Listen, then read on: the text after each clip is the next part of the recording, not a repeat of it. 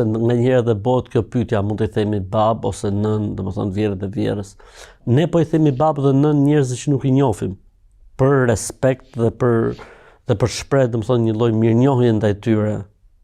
Si mos t'i trajtojmë domethënë prindrit e burrit, domethënë si mos t'i trajtojmë si tillë. Pra, domethënë duhet të konsiderojmë si tillë, normalisht nuk ka dyshim.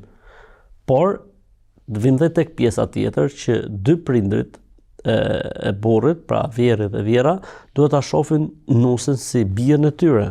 Se në fund fare, kjo vajzë ka lënë prindrit e saj, ka lënë familjen e saj, ka lënë, le të themi, gjysmën e shpirtit saj andej matan dhe ka sakrifikuar për këtë familje.